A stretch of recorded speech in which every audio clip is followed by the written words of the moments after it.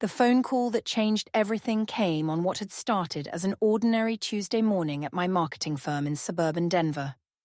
I was in the middle of presenting our quarterly projections when my phone lit up with my mother-in-law Patricia's number. She never called during work hours unless something was wrong, and the way it rang 3 times in quick succession made my heart skip. I excused myself from the conference room, already feeling that maternal instinct telling me something terrible was happening. Patricia's voice trembled as she spoke, and I could hear the panic she was trying to suppress. "Your daughter Emma is having a severe allergic reaction at her school nature trip." The words hit me like a physical blow.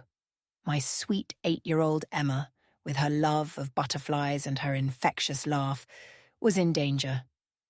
The 3rd grade class had gone to Pine Ridge Nature Reserve for their annual spring field trip, a place I'd visited myself as a child, never imagining it would become the setting for my worst nightmare. Patricia explained that Emma had eaten something during their picnic lunch, and within minutes, the telltale signs of anaphylaxis had begun. The nearest ambulance was trapped behind a massive accident on Highway 82, where a truck carrying construction materials had overturned, blocking all lanes. The backup routes through the mountain roads would take emergency services at least 45 minutes to navigate. Time we didn't have. Time Emma didn't have. My hands shook as I grabbed my purse, already calculating distances in my head. The nature reserve was normally a 25-minute drive from downtown Denver, but I knew I could make it faster if I pushed the limits. Emma's emergency medication was in my car, where I always kept spare EpiPens in the center console, a habit born from years of vigilance about her severe allergies. We'd discovered them when she was just 3 years old, after a terrifying incident with a peanut butter cookie at a play date. Patricia kept the phone on speaker so I could hear what was happening at the scene. In the background, I could hear Emma's distressed voice, high-pitched and frightened, asking why she couldn't stop itching. The sound of my baby in pain made me press harder on the accelerator as I merged onto the highway. I'd heard her cry before when she'd skinned her knees learning to ride her bike, or when she'd had to get shots at the doctor. But this was different. This was the sound of genuine fear mixed with physical distress. The other children's voices created a cacophony of concern in the background. I could hear their teacher, Mrs. Henderson, trying to maintain calm while clearly fighting her own panic. She was asking Emma to keep talking, to stay awake, to focus on her breathing. The fact that she needed to give these instructions terrified me more than anything else. I weaved through traffic using the shoulder when necessary, my hazard lights flashing as other drivers honked in protest. Patricia was now relaying Emma's symptoms to the 911 operator on another line, her voice clinical despite her fear. The hives had started on Emma's arms and were spreading rapidly across her entire body. Her face was beginning to swell, particularly around her eyes and lips. The itching had become so severe that Emma was scratching herself raw, unable to stop despite Mrs. Henderson's gentle attempts to hold her hands. Most alarming was the wheeze that had started in Emma's breathing, a sound I recognized from the one other time she'd had a reaction, though never this severe. My GPS showed 18 minutes to the nature reserve parking lot, but I knew that was just the beginning. The picnic area where the 3rd graders held their activities was another 10-minute walk through winding trails. 28 minutes total while my daughter's airway could be closing. The thought made me take the exit ramp at a speed that made my tires squeal in protest. Behind me I could hear sirens, and I prayed they were heading to help Emma, not to stop me for my reckless driving. Patricia's updates grew more urgent. Emma was saying everything looked fuzzy, that she couldn't see clearly anymore. The teacher had used up their entire supply of tissues, trying to manage the mucus that was pouring from Emma's nose, her body's desperate attempt to expel whatever allergen had triggered this massive response.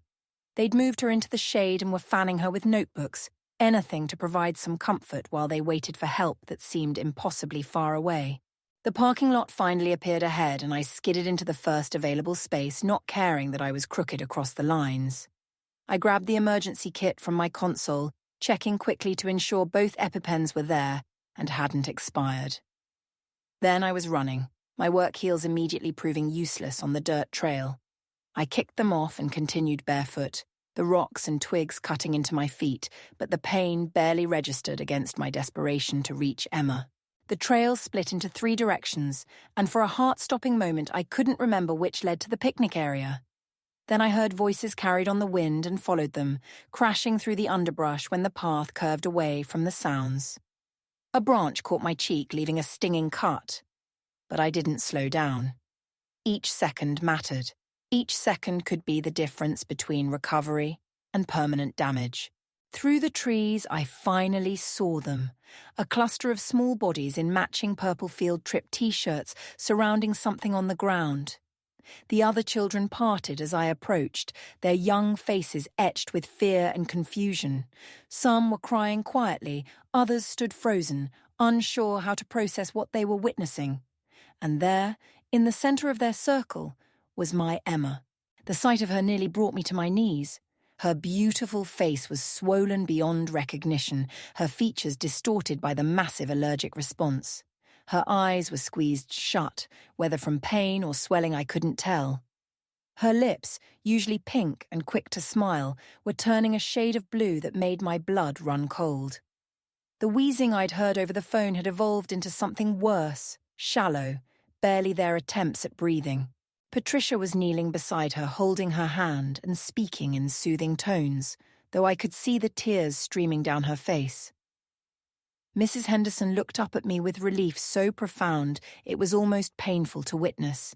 She'd done everything she could with limited resources, keeping Emma's airway as clear as possible, but she knew they were fighting a losing battle without medication. I dropped to my knees beside my daughter, my hands steadier now that I had a task to complete. I ripped open the emergency kit and pulled out the first EpiPen, not bothering with the practice I'd done so many times before. I yanked off the blue safety cap and pressed the orange tip firmly against Emma's outer thigh, right through her jeans.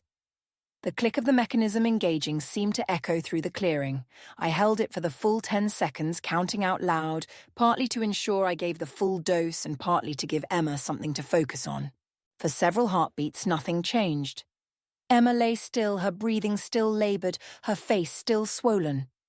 Then, like a miracle unfolding before our eyes, she took a deeper breath. Then another. The blue tinge began to fade from her lips as oxygen returned to her blood. Her eyes fluttered open, unfocused and confused, but beautifully, wonderfully open. A sob of relief escaped me as I pulled her partially into my lap, careful not to move her too much while her body was still fighting the reaction. The EMTs arrived 15 minutes later, having found an alternate route through service roads. They were professional and efficient, starting an IV immediately and administering additional medications to combat the continuing reaction. As they worked, they asked the standard questions about what Emma had eaten, what her known allergies were, whether she'd had reactions before. It was while Patricia was helping gather Emma's belongings that everything changed from a medical emergency to something far more sinister. From the bottom of Emma's backpack, Patricia pulled out a small paper bag, the kind you might use for a special treat.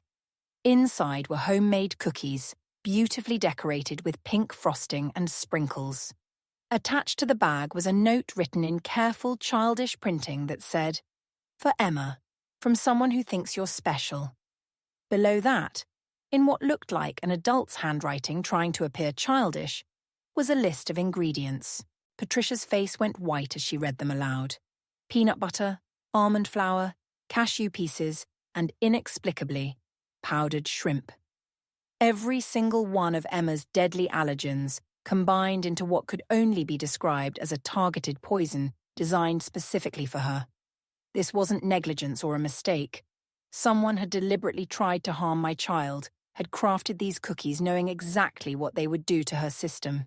The lead EMT's expression changed completely when I showed him the bag.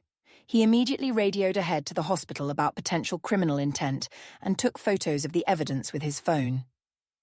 They loaded Emma onto the stretcher more urgently now, understanding this wasn't just a medical emergency but potentially an attempted murder. As they wheeled her toward the ambulance, I heard him telling his partner to preserve everything, that the police would want to investigate. I followed the ambulance to Children's Hospital Colorado, my mind racing between worry for Emma and fury at whoever had done this. Who could be so cruel, so calculating as to target an 8-year-old child? Who knew enough about Emma's allergies to create such a specific weapon? The list of people with that knowledge was frighteningly short, limited to family, close friends, school personnel, and a few parents from Emma's class. The emergency room was controlled chaos when we arrived. I parked in the patient loading zone, not caring about tickets or towing, and ran inside still barefoot from my sprint through the woods. The triage nurse started to direct me to the waiting area until I explained that someone had deliberately poisoned my daughter with allergens. Her entire demeanor shifted. She picked up the red phone that connected directly to security, and within moments, 2 officers appeared to take custody of the evidence bag. They'd taken Emma to the pediatric trauma bay, where a team of medical professionals surrounded her small form on the bed. Monitors beeped steadily, tracking her heart rate, oxygen levels, and blood pressure. Multiple IV lines delivered medications to combat the reaction and prevent it from rebounding, a common danger with severe anaphylaxis. Her face was still swollen, though not as severely, and they'd placed an oxygen mask over her nose and mouth to help her breathe more easily. Patricia arrived shortly after, having stayed behind to help Mrs. Henderson manage the traumatized classmates and gather information. She pulled me aside to share what she'd learned. The cookies had appeared in Emma's backpack sometime between when they'd arrived at the nature reserve and lunch. The backpacks had been left unattended near the picnic tables while the children went on a guided nature walk. Anyone could have placed them there during that 45-minute window. The principal, Dr. Martinez, was already on his way to the hospital, Patricia informed me. The school was conducting their own investigation, interviewing the parent volunteers who'd accompanied the field trip, and reviewing the sign-in logs to see who had access to the departure area that morning. Mrs. Henderson had provided a list of everyone she remembered seeing near the backpacks, though she admitted she'd been focused on managing 22 excited 8-year-olds and hadn't been watching the bags. Detective Sarah Chen arrived within the hour, introducing herself as someone who specialized in crimes involving children. She was professional but warm, understanding she was dealing with a terrified parent as much as a crime scene. She took my statement first, then Patricia's, carefully documenting every detail about Emma's allergies, who knew about them, and any recent conflicts or issues we might have had with anyone. As we talked, I realized how many people actually knew about Emma's allergies. The information was in her school file posted in her classroom and included in the class directory sent home at the beginning of the year. Any parent with a child in her grade would have access to that information. The thought that one of them might have used it to try to hurt her made me feel sick. These were people I saw at school events, chatted with at pickup, whose children played with Emma. Dr. Patel, the emergency physician overseeing Emma's care, came to update us on her condition. The reaction had been one of the most severe he'd seen in 20 years of practice. If I'd arrived even 5 minutes later, he said gently, the outcome might have been very different. Emma would need to stay overnight for observation, possibly longer if her symptoms rebounded. They were particularly concerned about something called biphasic anaphylaxis, where a second wave of reactions could occur hours after the initial episode. While Emma slept, knocked out by antihistamines and exhaustion, Detective Chen continued her investigation. She interviewed Mrs. Henderson and the parent volunteers who'd been on the field trip. 6 parents had attended.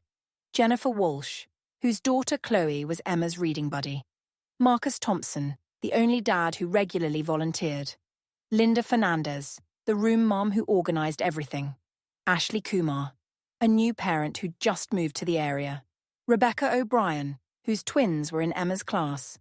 And Monica Reeves, who'd brought homemade treats for the adults. That last detail caught Detective Chen's attention. Monica had brought a box of cookies for the teachers and parent volunteers, separate from the children's snacks.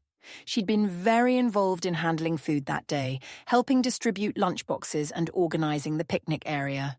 Detective Chen made a note to examine those cookies and compare them to the ones found in Emma's backpack. The first night in the hospital was torture. Every time Emma's monitors beeped, I jolted awake, terrified the reaction was returning. She woke several times, disoriented and frightened, crying for me even though I was right there holding her hand. The swelling had gone down considerably, but she still didn't look quite like herself. When she was awake, she kept asking why she felt so sick, what had happened, why her skin hurt so much from all the hives. By morning, Dr. Martinez had arrived with the school's legal team and Lisa Wong, the district's head of security. They'd reviewed the security footage from the school and found something disturbing. Monica Reeves had arrived at school 30 minutes before the buses were scheduled to leave. She'd had a large bag with her and had spent time near the pile of backpacks while supposedly helping to organize supplies for the trip. The camera angle wasn't perfect, but it looked like she'd been reaching into various bags. Detective Chen obtained a warrant to search Monica's home that afternoon. What they found was damning. In her kitchen trash, wrapped in paper towels but not yet taken to the outdoor bins, were cookie cutters and baking supplies matching the cookies in Emma's bag. More disturbing was a notebook found in her desk containing what could only be described as research on food allergies, including printed pages about Emma's specific allergies that seemed to have been taken from the class directory. When they brought Monica in for questioning, the story that emerged was as pathetic as it was horrifying. Her son, Dylan, had been competing with Emma for the top reading spots in their class. Emma had recently been chosen for the advanced reading group, while Dylan had been placed in the standard group. Monica had become obsessed with the idea that Emma was receiving special treatment because of her allergies, that teachers were being extra nice to her out of fear of lawsuits. In Monica's twisted logic, she'd decided to prove that Emma's allergies weren't as serious as everyone claimed. She thought Emma would have a mild reaction, maybe break out in hives, and then everyone would see that the family was exaggerating for attention. She claimed she never intended for Emma to have such a severe reaction, that she thought we were helicopter parents making a big deal out of nothing.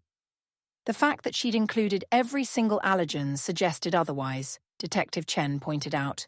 The next few days blurred together in a haze of police interviews, medical consultations, and trying to help Emma understand what had happened without completely terrifying her. We told her that someone had made a mistake with the cookies, that they didn't understand how serious her allergies were.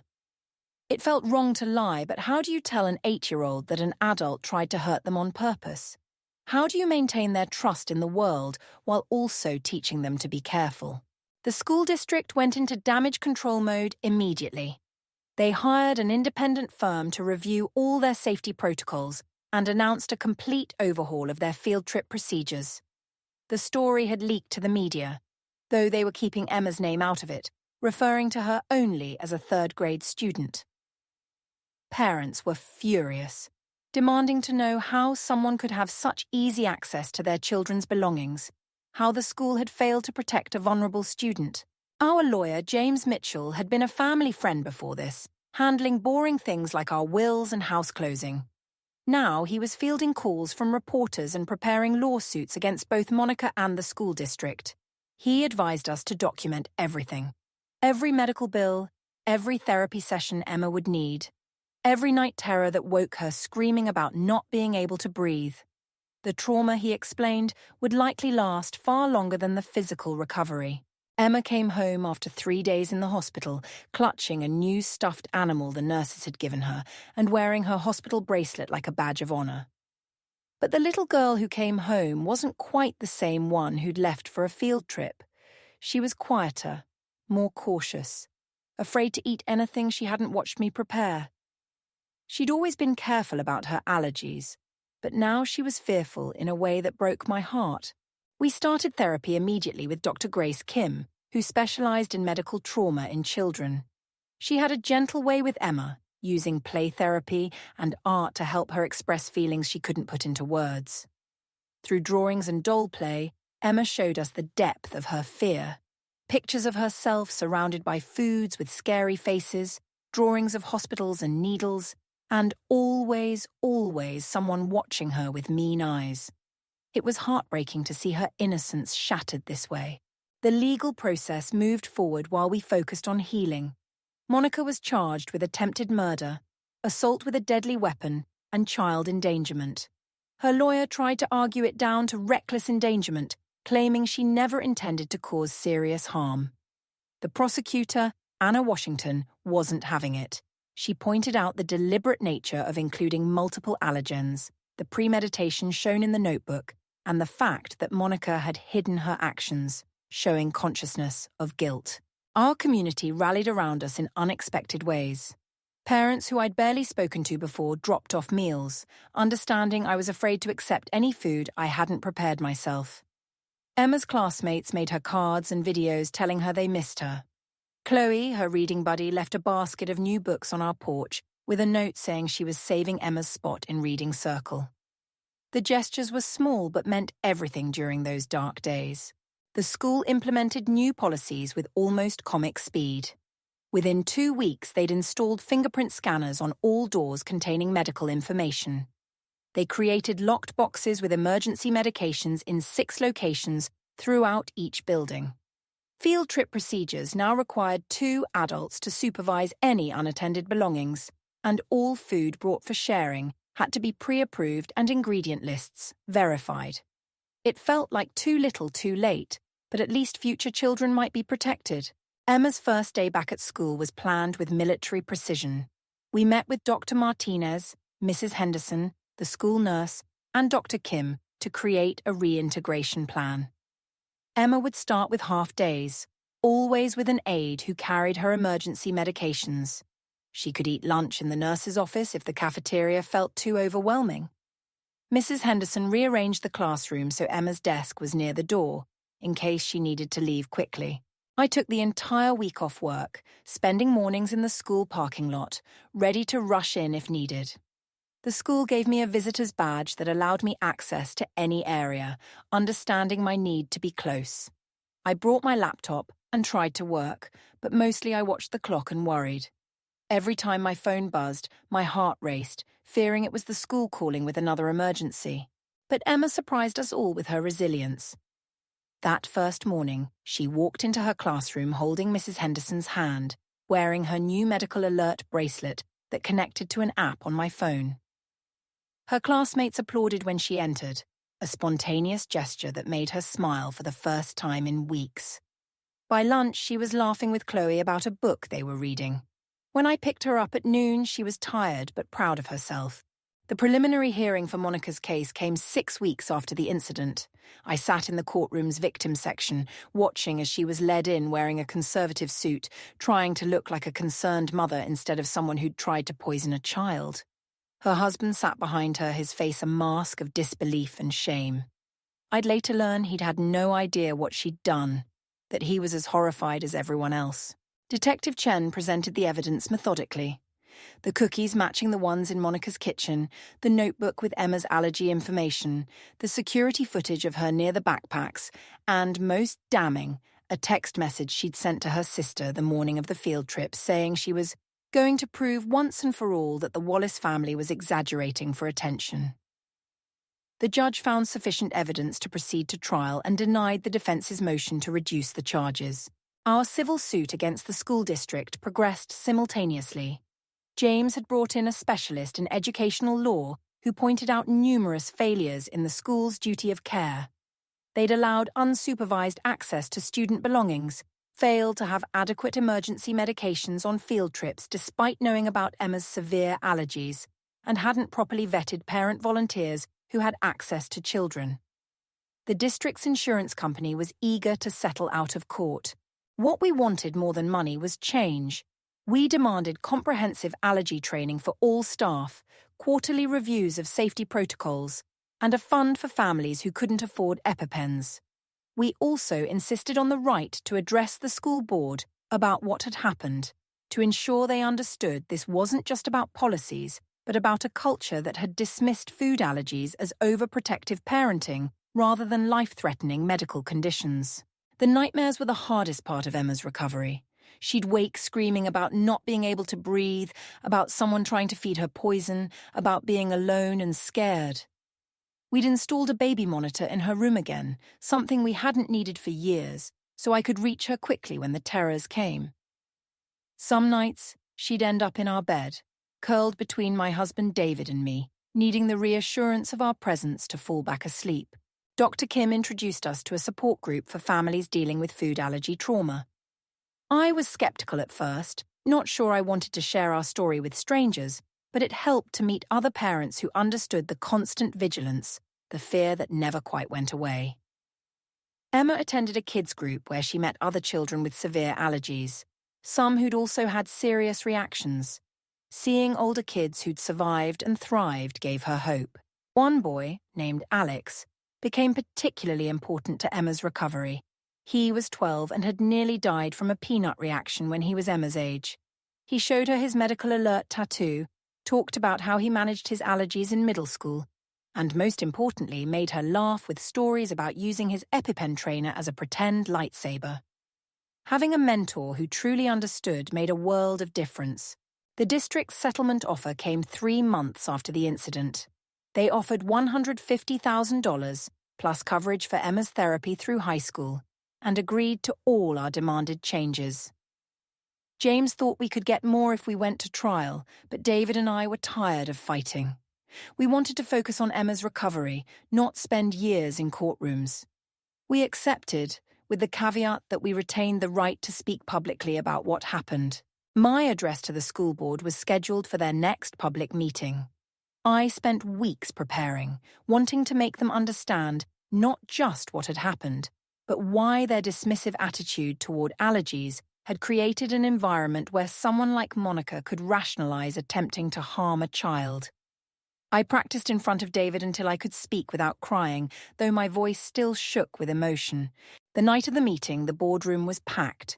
Parents had organized, demanding better protection for all children with medical conditions. I stood at the podium, looking at the 7 board members who had the power to make real change. I told them about Emma's blue lips, about the terror of racing through the woods, about the nightmares that still woke her. I showed them pictures of her in the hospital, swollen beyond recognition, fighting for her life.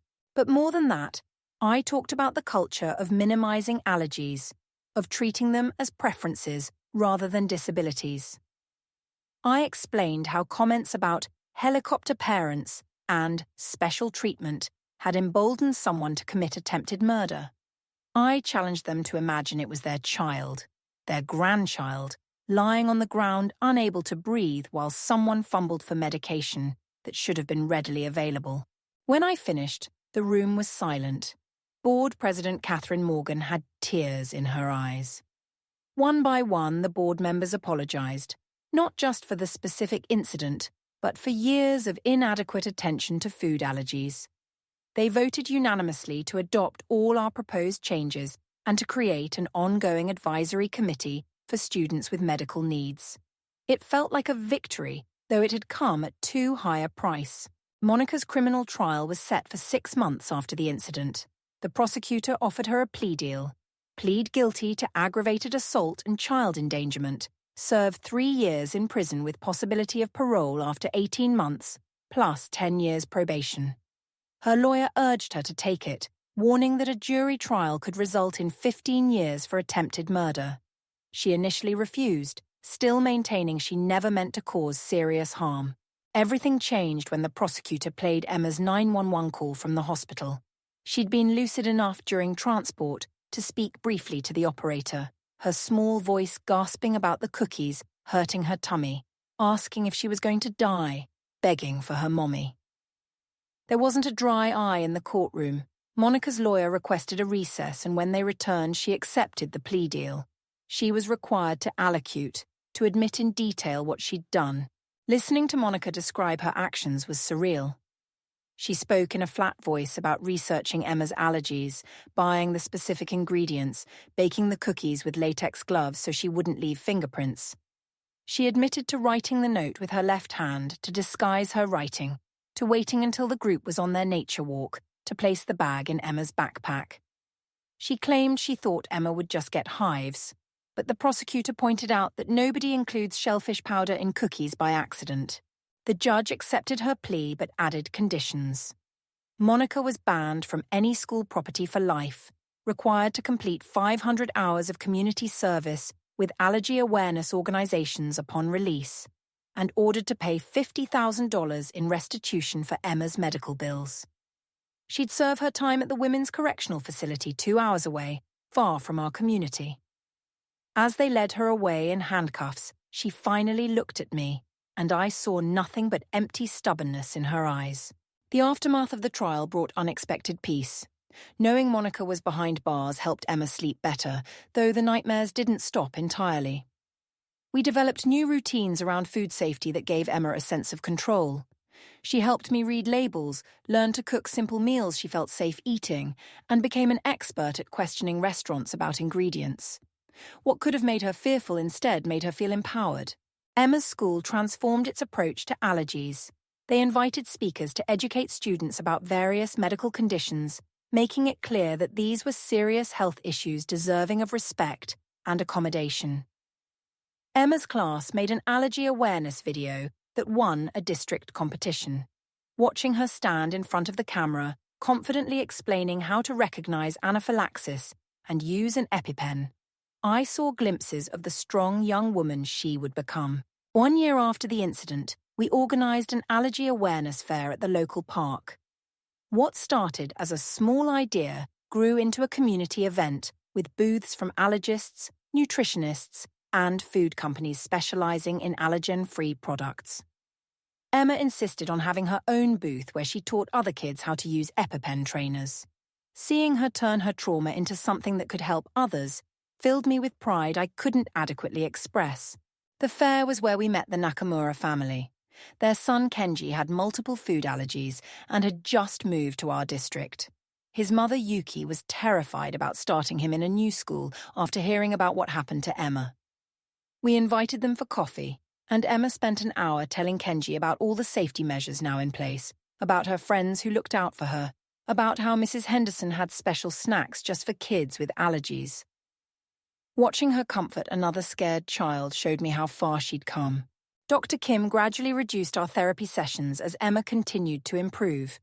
We went from weekly to bi-weekly to monthly check-ins. The nightmares became less frequent, though certain triggers could still send Emma into a panic. The smell of peanut butter, anyone offering her homemade food, field trip permission slips, all could cause anxiety attacks. But she was learning to manage them, to use her breathing exercises and grounding techniques to calm herself. 2 years after the incident, Emma was selected to speak at the State Food Allergy Conference. She stood at a podium in front of 200 people and told her story with a composure that astounded me. She talked about being scared but not letting fear control her life. She demonstrated proper EpiPen technique and emphasized the importance of always carrying emergency medication. When she finished, the standing ovation lasted 3 minutes. My baby had become an advocate. The ripple effects of our experience continued to spread. Other districts adopted our safety protocols, calling them the Emma Standards, though we'd never sought to have her name attached. Parents of children with various medical conditions used our settlement as a template for their own advocacy. Monica's case became a legal precedent, cited in 3 other cases of deliberate allergen exposure. What had been our personal nightmare became a catalyst for widespread change. Emma started middle school with confidence I wouldn't have thought possible in those dark days after the attack. She joined the drama club, tried out for soccer, and maintained her spot in advanced reading. Her medical alert bracelet had become just another accessory, like her friendship bracelets and the silly bands kids were collecting. She carried her EpiPens without shame, even decorating the cases with stickers to match her backpack. We still had protocols, of course. The school nurse had Emma's action plan memorized, her teachers all knew how to use an EpiPen, and she had a trusted friend in each class who knew about her allergies. But these felt like reasonable precautions now, not the desperate measures they'd once been. Emma could go to birthday parties, eat at certain restaurants, have sleepovers, all things that had seemed impossible in the immediate aftermath. Monica was released on parole after serving 20 months. Part of her parole conditions included staying out of our county, so we didn't have to worry about running into her at the grocery store. I heard through the legal grapevine that she'd divorced her husband, lost custody of Dylan, and was living with her sister in another state. I felt no satisfaction in her downfall, just a weary sadness that her jealousy and ignorance had destroyed so many lives. Dylan, innocent in all of this, had struggled terribly after his mother's arrest. The school had arranged counselling for him, and David and I made sure Emma understood that Dylan hadn't known what his mother was planning. In a gesture that showed maturity beyond her years, Emma had asked to write him a letter saying she didn't blame him, that she hoped they could still be reading buddies. They never became close friends, but they could work together on school projects without awkwardness. The financial settlement after legal fees and medical bills went into trust funds for Emma's future. We earmarked some for college and some for ongoing medical needs, knowing that managing severe allergies would be a lifelong expense.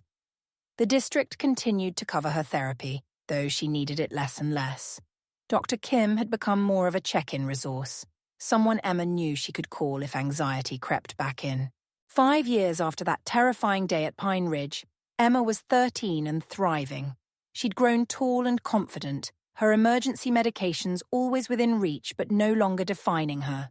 She mentored younger kids with allergies, volunteered at our annual awareness fair, and had even started a blog about living positively with food allergies. Her tagline, "Allergic but not afraid," perfectly captured her spirit. The blog had grown beyond anything we'd expected. Emma shared recipes, reviewed allergy-friendly restaurants, and offered advice to other kids managing similar conditions. When she posted about her experience, carefully edited to protect everyone's privacy while still conveying the seriousness of food allergy crimes, it went viral. She received messages from kids all over the world who'd faced similar challenges, though thankfully none quite as severe as deliberate poisoning. High school brought new challenges and victories. Emma made the debate team, arguing passionately about disability rights and medical accommodations. She dated a boy who learned to check every label and carried backup EpiPens in his car. She went to prom, radiant in a blue dress that matched her medical alert bracelet, which she'd had upgraded to a delicate silver design that looked more like jewelry than medical equipment. College applications meant revisiting the trauma in essay form. Emma chose to write about resilience, about how nearly dying at 8 had taught her to live fully but carefully.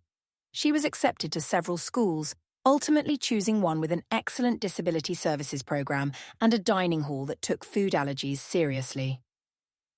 The little girl who'd been afraid to eat was ready to venture out on her own. Before she left for college, Emma asked to do something that surprised us all. She wanted to write to Monica. Not to forgive her, she was clear about that, but to show her the person she'd tried to destroy.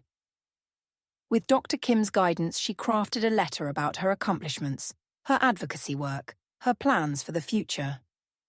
She wanted Monica to know that her attempt to prove allergies weren't serious had instead created a powerful voice for allergy awareness. We never knew if Monica read the letter or how she reacted. That wasn't the point. Emma needed to send it for her own closure, to officially put that chapter behind her as she started her adult life. The morning we dropped her off at college, she hugged me extra tight and whispered that she wasn't scared anymore. Not really. She had her medications, her knowledge, her strength, and a community that understood. That was enough. Looking back now, I sometimes wonder how different our lives would have been without that horrible day. Emma might have been less anxious, but also less aware. Our community might have continued dismissing allergies as overprotective parenting. Other children might have suffered because policies never changed. It's a terrible arithmetic, weighing trauma against positive change, but I've come to accept that both can coexist. The Pine Ridge Nature Reserve still holds field trips, but now with multiple staff trained in emergency response and locked medication boxes at 3 locations along the trails. Mrs. Henderson, who retired last year, told me she never led another field trip without triple-checking every safety measure. The purple T-shirts from that day were retired, replaced with bright yellow ones that said, "Safety First" on the back. Small changes that might save lives. Our story became part of training materials for new teachers, emergency responders, and food service workers. I've lost count of how many times I've told it to various groups, each time hoping it will prevent another family from experiencing what we did. Emma sometimes joins me, her presence a powerful reminder that victims can become victors, that trauma doesn't have to define us even as it shapes us. The annual Allergy Awareness Fair has grown into a major event, drawing vendors and families from 3 states. Emma, home from college, still runs her EpiPen training booth, now assisted by the kids she once taught who've become teenagers themselves. Watching her laugh with them, completely at ease in her own skin, I'm reminded of how far we've all come from that terrifying afternoon when the world nearly ended. Life has settled into a new normal, one where vigilance is balanced with joy, where caution doesn't prevent adventure. Emma studies public health in college, planning to specialize in allergy research and advocacy. She wants to develop better treatments, maybe even cures, so future generations won't have to carry EpiPens everywhere they go. Her personal statement for graduate school applications begins with "I survived attempted murder by Cookie," a dark humor that shows she's truly healed. David and I have found our own peace with what happened. We no longer jump every time the phone rings during school hours. We can drive past Pine Ridge without our hearts racing. We've even returned to some sense of trust in others, though we'll never be as naive as we once were. The scar on my cheek from running through the woods has faded to a thin white line, barely visible unless you know where to look, much like all our scars from that time. Sometimes new families move to the district specifically because they've heard about our safety protocols. They seek me out at school events, wanting to hear that it's really true that their allergic children will be protected here. I tell them about the fingerprint scanners, the medication stations, the trained staff. But mostly I tell them about the community that rose up after tragedy, that chose protection over ignorance. The legal precedent from Monica's case has been used to prosecute 12 other instances of deliberate allergen exposure across the country. Each conviction feels like a small victory, a message that society takes these crimes seriously. Emma keeps newspaper clippings of each case, not out of vindictiveness, but as proof that her suffering led to justice for others. It's a heavy burden for someone so young, but she carries it with grace. We still see Detective Chen occasionally. She's moved up in the department but always stops to chat when our paths cross. She told me once that Emma's case changed how she approaches investigations involving children, that she learned to look for malice hiding behind ignorance. She's become an expert in food allergy crimes, often called to consult on cases in other jurisdictions. Another unexpected ripple from our stone thrown into still water. The Reeves family moved away years ago, unable to bear the shame of what Monica had done. I heard Dylan is doing well, playing basketball in high school, honors student, no longer defined by his mother's actions. Sometimes I wonder if he remembers Emma, if he understands now what his mother tried to do. I hope he's found peace and that someone has told him none of it was his fault, that children shouldn't bear the burden of their parents' choices. Our new normal includes things I never imagined would become routine. Emma texts photos of ingredient labels from college dining halls just to double-check. We keep EpiPens in what seems like a dozen locations, replacing them before they expire like a well-oiled machine. Family gatherings include allergy-friendly options without anyone making a fuss. It's just how we live now, accommodations woven seamlessly into daily life. The nightmares, when they come now, are different. Emma dreams not of dying but of saving others, of being the one with the EpiPen who arrives in time. She's transformed her trauma into a superhero origin story, the girl who survived poisoning and dedicated her life to protecting others. It's a narrative that gives her power over her past, turning victimhood into heroism in the way only the young can manage. 20 years from now, Emma envisions a world where food allergies are treatable, maybe even curable.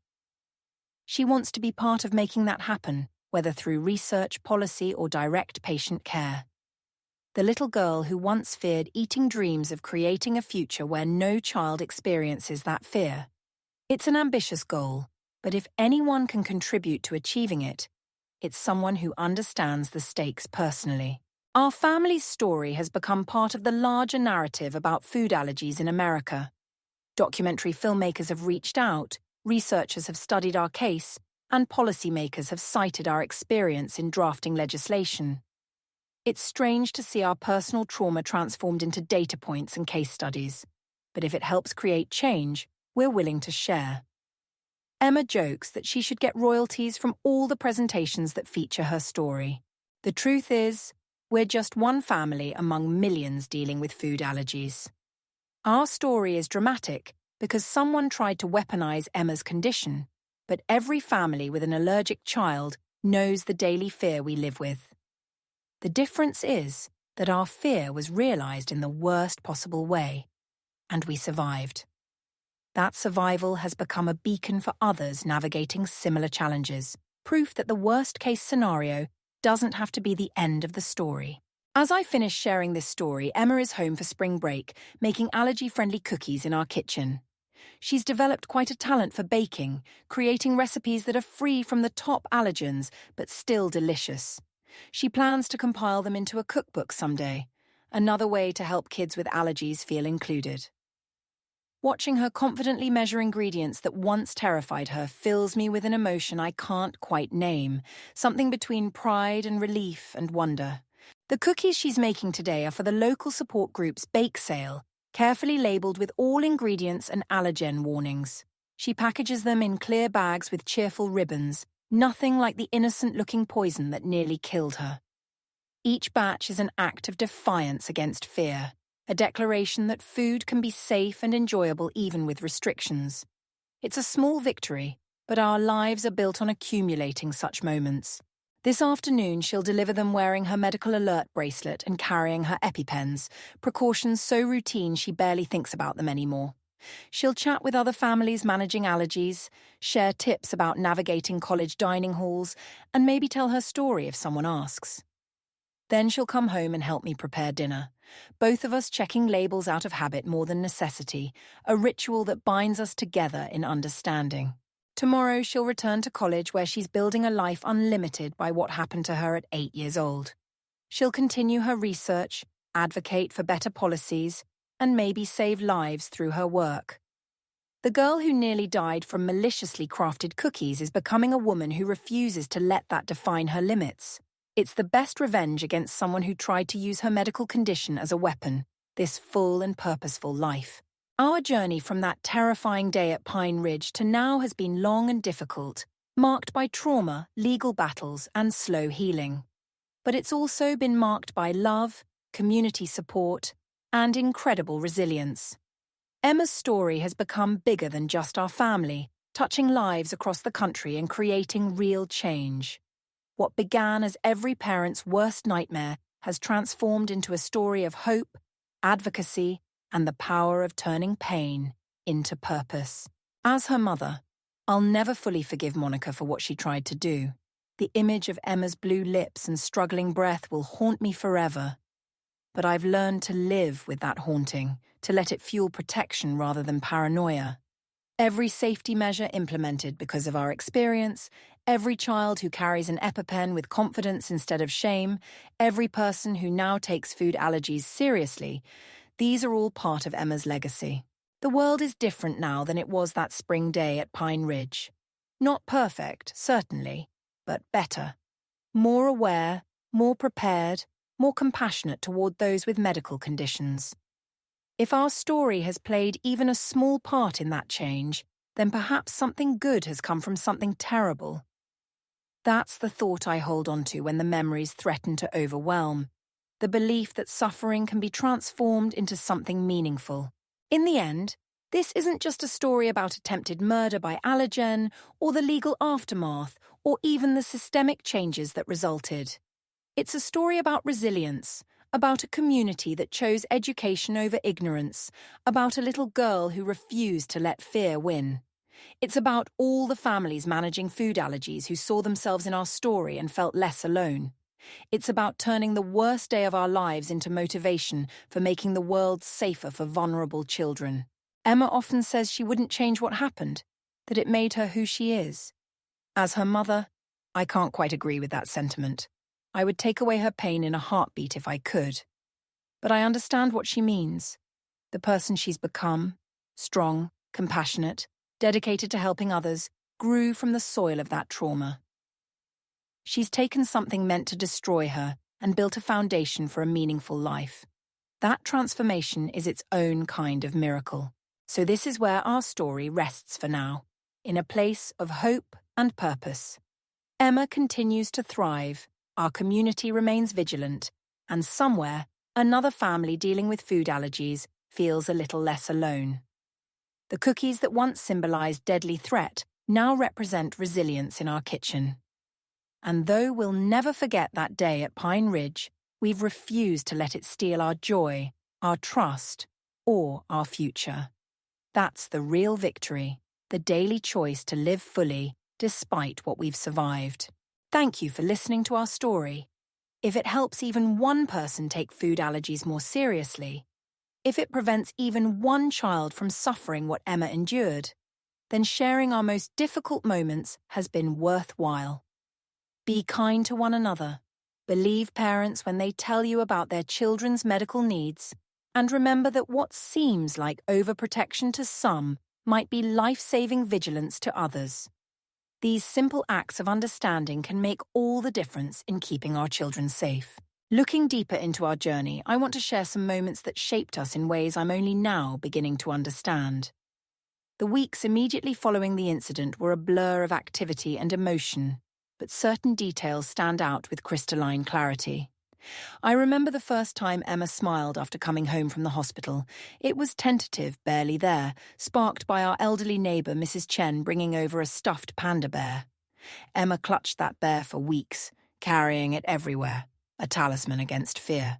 David took 3 weeks off from his job as an architect, something he'd never done before. He spent those weeks researching everything about anaphylaxis, creating detailed charts about reaction symptoms and response protocols. His way of processing trauma was to arm himself with knowledge, to build fortresses of information against future threats. I'd find him up at 3 a.m, reading medical journals by the light of his laptop, tears streaming down his face as he learned just how close we'd come to losing our daughter. The first time we had to use an EpiPen after the incident was terrifying in a different way. Emma had accidentally touched something with cashew oil at a farmer's market 6 months later. The reaction was minor compared to the cookies, just hives on her hands and some facial swelling, but the sound of that EpiPen clicking sent us both into flashbacks. Emma handled it better than David and I did, calmly sitting for the injection while we fumbled with phones and car keys, our practiced emergency response crumbling under the weight of memory. Patricia, my mother-in-law, developed her own trauma response that we didn't fully recognize at first. She began showing up at our house every morning, always with an excuse about being in the neighborhood or wanting to see Emma before school. It took a conversation with Dr. Kim to understand that Patricia blamed herself for not preventing the attack, despite having no possible way to know what Monica had planned. She'd been feet away when Emma ate those cookies, close enough to help but powerless without the right medication. We started including Patricia in our therapy sessions, working through the collective trauma as a family. She revealed that she'd been having nightmares too, dreams where she reached Emma in time but the EpiPen didn't work, or where she couldn't find Emma in the woods at all. The guilt she carried was enormous, irrational, but understandable. Watching her work through it helped me recognize my own misplaced guilt about being at work when my child needed me. As if proximity could have prevented Monica's premeditated act. The ripple effects extended to Emma's friendships in unexpected ways. Some parents became hyper-vigilant about playdates, calling multiple times to verify ingredients in snacks or cancelling altogether out of fear. Others went the opposite direction, insisting Emma needed to toughen up and stop being so sensitive about food. We lost some friends during that period. People who couldn't understand why we wouldn't just let Emma be a normal kid at birthday parties or sleepovers. But we also gained unexpected allies. Marcus Thompson, the father who'd been on the field trip, became one of our strongest advocates. He'd witnessed Emma's reaction firsthand and couldn't shake the image. He started a fathers group focused on child safety, bringing together dads who often felt excluded from school activities. They fundraised for EpiPen stations, organised allergy-aware coaching for youth sports, and created a network of trained adults throughout our community. The financial strain of Emma's ongoing care was something we hadn't anticipated.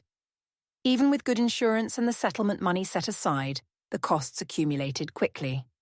Specialist appointments, therapy sessions, medications that weren't fully covered, the special foods that were safe for Emma to eat. It all added up. David started taking freelance projects in the evenings to cover the extras, working himself to exhaustion while trying to maintain normalcy for Emma's sake. I found myself becoming an inadvertent expert on food labeling laws and manufacturing processes. Did you know that advisory warnings like may contain peanuts aren't regulated? That companies can change ingredients without updating packaging for months? That natural flavoring can hide almost anything? I spent hours on the phone with manufacturers, verifying ingredients and production methods. Our grocery trips that once took 30 minutes now stretched to 2 hours as I scrutinized every label. Emma's relationship with food became complicated in ways that broke my heart. She'd always been an adventurous eater before the attack, willing to try anything once. Now she approached new foods like potential enemies. We worked with a nutritionist who specialized in pediatric food trauma, slowly expanding Emma's safe foods through exposure therapy. Watching her take a bite of something new was like watching someone defuse a bomb, all tension and held breath until she could confirm she felt okay. School lunch became its own battleground. Despite new policies, mistakes happened. A substitute cafeteria worker who didn't know about Emma's allergies, a mislabeled item from a vendor, a well-meaning parent who brought in treats without checking ingredients first. Each incident, even when caught before Emma was exposed, set back her progress. We eventually decided to pack her lunch every day, creating elaborate bento boxes that made her feel special rather than different. The holidays that first year were particularly difficult. Halloween, with its focus on candy and treats from strangers, sent Emma into a panic. We created new traditions, hosting an allergy-friendly party where every treat was verified safe, where kids with various dietary restrictions could celebrate without fear. It grew each year, becoming a neighborhood institution. Parents would call weeks in advance to get our approved treat list, and Emma would help younger kids with allergies navigate their first scary Halloween. Thanksgiving brought its own challenges. Well-meaning relatives who didn't quite understand the severity of Emma's allergies would make comments about her being picky or suggest she just try a small bite. We had to have difficult conversations about respecting Emma's medical needs, about how one bite could kill her. Some family members were offended, thinking we were being dramatic. Those relationships remain strained even now, the cost of prioritizing Emma's safety over social harmony. Christmas morphed from a time of joy to a minefield of potentially dangerous gifts and treats. We instituted a new rule that all presents had to be edible-free, which sounds simple until you realize how many children's items come with candy or are made in facilities that process nuts. Bath products, art supplies, even some toys could trigger reactions. We became those parents who included ingredient lists with gift suggestions, who inspected every present before Emma could open it. Emma's birthday parties required military-level planning. Gone were the days of ordering a cake from the grocery store or having pizza delivered. Everything had to be made from scratch in our allergen-free kitchen. We'd send detailed letters to parents weeks in advance, explaining what foods would be served and asking them not to bring any additional treats. Some parents were wonderfully understanding. Others complained about accommodating one child's needs, not grasping that those needs were life or death. The social isolation was perhaps the hardest part for Emma. She couldn't eat at restaurants without extensive research and conversations with chefs. She couldn't grab snacks at the movie theater or share treats with friends. Birthday parties at other kids' houses became sources of anxiety rather than joy. She'd often come home from events where she couldn't eat anything, trying to be brave but clearly feeling left out. Those nights, I'd make her favorite safe dessert, and we'd have our own celebration, just the two of us. Dating would become its own challenge as Emma grew older. In middle school, she had a crush on a boy who ate peanut butter sandwiches every day. She was too embarrassed to tell him about her allergies, terrified he'd think she was weird or high maintenance. We role-played conversations about discussing medical needs with potential partners, about how anyone worth dating would take her health seriously. It was a conversation I'd never imagined having with my daughter. The first boy she actually dated in high school was wonderfully understanding. Ryan would brush his teeth and wash his hands before seeing Emma, kept her spare EpiPen in his car, and learned to read labels as carefully as we did. When they went to prom, he called ahead to ensure the venue would have safe food options for Emma. Watching him take her allergies seriously without making her feel like a burden showed Emma what she should expect from anyone in her life. Their relationship ended amicably when they left for different colleges, but Ryan's mother still sends me updates sometimes. He's studying to become a pediatrician, inspired partly by Emma's experience. He volunteers with food allergy organizations and has testified before his state legislature about the importance of stock epinephrine in public places. Another ripple from our stone, another life changed by Emma's story. College applications brought unique challenges we hadn't anticipated. Beyond academic fit, we had to evaluate each school's ability to accommodate severe food allergies. Some universities were wonderfully prepared, with dedicated allergy-free dining areas and comprehensive medical support. Others seemed to view food allergies as a minor inconvenience rather than a disability requiring accommodation. Emma crossed several otherwise perfect schools off her list because their attitude toward allergies felt dismissive. The college she ultimately chose had a robust disability services program that took food allergies seriously. They assigned her a single room to avoid cross-contamination from roommates' food, gave her access to a kitchen where she could prepare safe meals, and worked with dining services to ensure she always had options. The day we moved her in, the dining hall chef came to meet us personally, assuring us he understood the severity of Emma's allergies and showing us the protocols they'd put in place. Leaving Emma at college was harder for me than I'd admitted to anyone. For 10 years, I'd been her first line of defense, the keeper of EpiPens, the reader of labels, the vigilant guardian against hidden allergens. Now she was 3 states away, navigating dining halls and social situations on her own. I installed tracking apps on both our phones, not to monitor her movements, but to know I could reach her quickly in an emergency. The first month, I barely slept. My phone always within reach. But Emma thrived in ways that continually amazed me. She joined the campus food allergy support group, eventually becoming president. She worked with dining services to improve allergen labeling and create more safe options for students with dietary restrictions. Her professors in the public health program were impressed by her first-hand knowledge of systemic failures in allergy management. One encouraged her to write a thesis on policy improvements for managing severe allergies in educational settings. During her sophomore year, Emma was asked to speak at a national conference on food allergy awareness. I watched from the audience as my daughter, now 19 and confident, commanded the attention of hundreds of medical professionals and advocates. She shared our story with clinical precision, but also deep emotion, making the statistics personal. When she demonstrated proper EpiPen technique, she mentioned that she'd practiced on oranges in our kitchen until she could do it perfectly every time. The standing ovation she received was different from the one at the state conference years earlier. This wasn't sympathy for a brave child, but respect for a knowledgeable advocate. Afterwards, researchers and policymakers sought her out, wanting her input on their work. She exchanged business cards like a seasoned professional. My little girl who'd nearly died from cookies, now shaping national conversations about allergy safety. Her junior year brought an unexpected opportunity when the documentary filmmaker finally convinced us to participate in their project. They'd been patient, waiting until Emma was old enough to make her own decision about sharing her story so publicly. The filming process was emotionally exhausting, requiring us to revisit the worst day of our lives in excruciating detail. They interviewed everyone involved, from the EMTs who responded to Detective Chen, to Mrs. Henderson, to Emma's therapist. They even interviewed Monica in prison, though we chose not to watch that portion. Emma was braver, insisting she needed to see it to fully understand. She came home from the viewing quiet and thoughtful.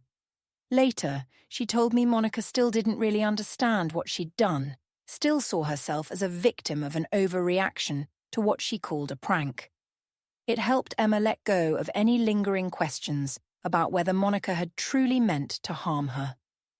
The indifference was almost worse than malice would have been. The documentary, titled Every Bite Matters, premiered at a film festival before being picked up by a major streaming service. Watching our story on screen was surreal. Seeing actors recreate that run through the woods, hearing Emma's actual 911 call played over images of the empty field trip site. They handled it sensitively, focusing on the systemic failures that allowed the attack to happen, rather than sensationalizing the crime itself. The response to the documentary was overwhelming. Emma's social media, which she'd kept private, was flooded with messages from other Allergy families sharing their stories. Schools across the country requested copies for training purposes. Legislative bodies in 12 states cited it while drafting new allergy safety laws. What had been our private trauma became a public catalyst for change on a scale we'd never imagined. Emma graduated summa cum laude with a degree in public health and multiple acceptances to graduate programs. She chose Johns Hopkins, specifically their program in health policy and management, with a focus on chronic disease prevention. The girl who'd been terrorized by food was going to spend her career making sure other children never experienced that fear.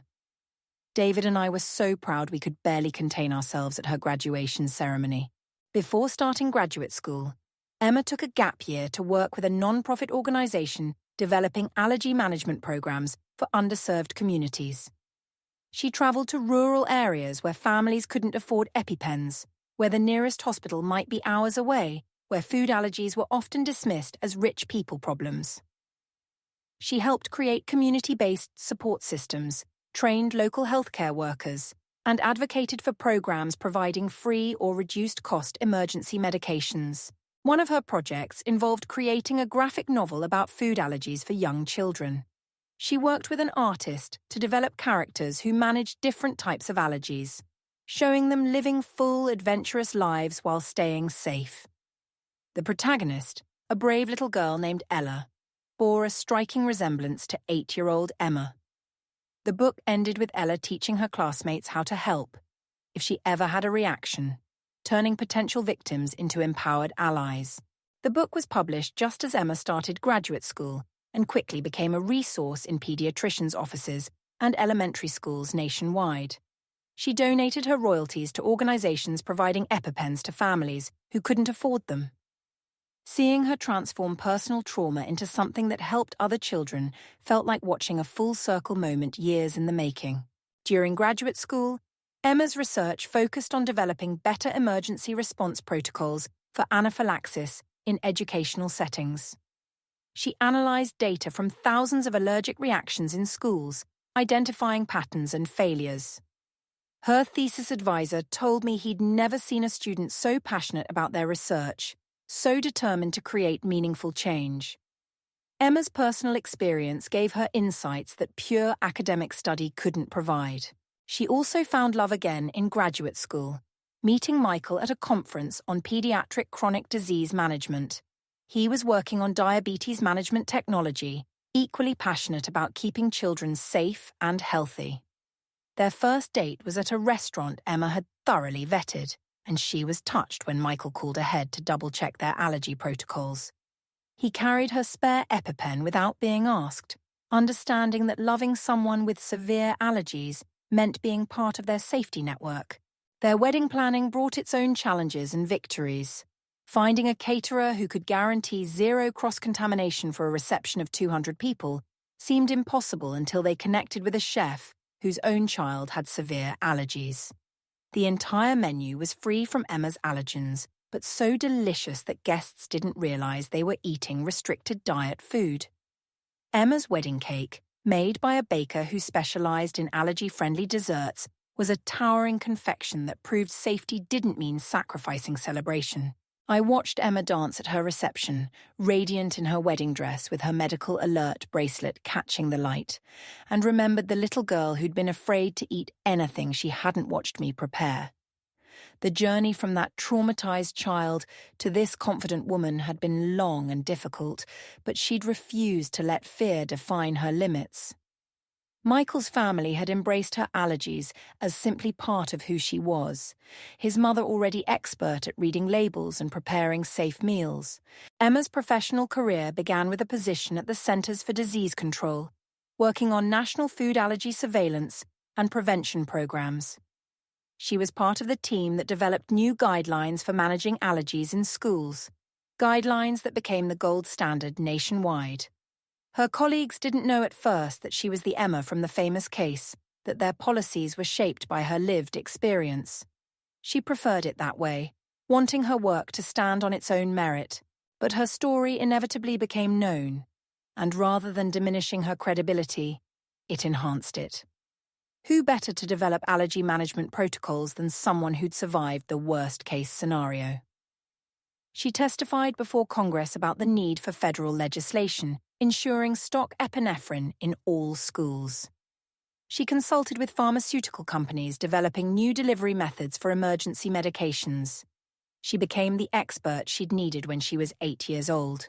The calls still come sometimes from families dealing with deliberate allergen exposure. It's more common than people realize. These weaponized attacks disguised as pranks or attempts to prove allergies aren't real. Emma takes every call, offering support and guidance from someone who's been there. She helps them navigate the legal system, connect with appropriate resources, find therapists who understand medical trauma. She's become part of an underground network of survivors supporting each other. 15 years after the attack, we returned to Pine Ridge Nature Reserve for a ceremony marking the installation of their new allergy emergency stations. Emma cut the ribbon on the locked box containing epinephrine and other emergency medications. She spoke briefly about second chances, about places and people learning from mistakes. Mrs. Henderson was there, retired but still advocating for student safety. Even Detective Chen attended, now head of the department's Special Victims Unit. Standing in that meadow where Emma had nearly died, now equipped with life-saving medications and clear emergency protocols, felt like a form of closure. The place that had been the setting for our worst nightmare had transformed into a model for outdoor education safety. Student groups could now explore nature without parents fearing for allergic children's lives.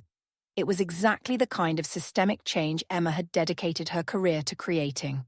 Emma and Michael's first child was born last spring, a daughter they named Hope. The irony wasn't lost on anyone.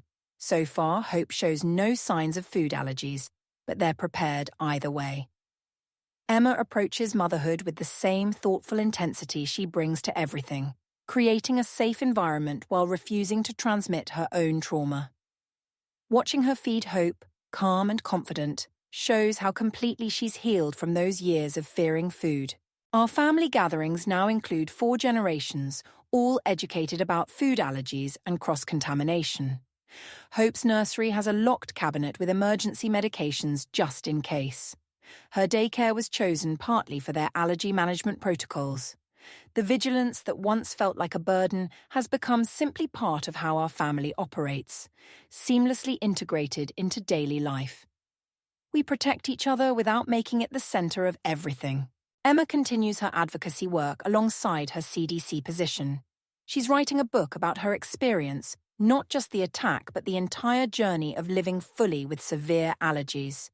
She speaks at medical schools, training future doctors to take allergies seriously.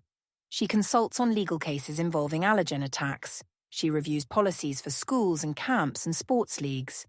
Every aspect of her professional life traces back to that terrible day at Pine Ridge, transformed into purpose. Sometimes I wonder what Emma would have become without Monica's attack. Would she have been a teacher like she'd once dreamed? Or an artist exploring the creative passions she'd had to set aside during the years focused on survival? There's no way to know, and Emma doesn't dwell on might-have-beens. The path forced upon her became one she chose to walk with determination and grace. She took the worst thing that happened to her and built a life of meaning from it. The nightmares have faded for all of us, replaced by occasional anxiety dreams that Emma calls her early warning system. When she's pushing too hard or taking on too much, she'll dream about searching for an EpiPen that isn't there. It's her subconscious reminding her to maintain the systems that keep her safe. She's learned to listen to these warnings, to slow down and double-check her safety protocols. The trauma never fully leaves, but it's become a wise counselor rather than a terrorizing presence. Our story has become part of the larger narrative about food allergies in America, studied in public health classes and cited in legal precedents. But for us, it remains intensely personal. The story of a family that survived something terrible and chose to build something meaningful from the wreckage. Every policy changed, every child protected, every family that feels less alone because of our advocacy is part of Emma's legacy. As I finish recounting this journey, Emma is in her home office, working on new CDC guidelines while Hope naps in her bouncy seat. The walls are covered with charts and graphs about anaphylaxis response times and medication access points. But there are also photos from her wedding, her graduation, her speaking engagements, all the moments of joy that Monica tried to steal but couldn't. The attempted murder by Cookie is part of her story, but it's not the whole story. The whole story includes Patricia teaching Hope to sign allergy and medicine before she could speak. It includes David designing playgrounds with locked medication stations. It includes me writing this account to share with others walking this difficult path. It includes Ryan becoming a pediatrician specializing in allergies, Marcus running for school board on a platform of student safety, Detective Chen training officers nationwide on investigating food crimes. One terrible act created a network of people dedicated to preventing it from happening again. Most importantly, the story includes Emma herself, brilliant and brave, turning poison into purpose.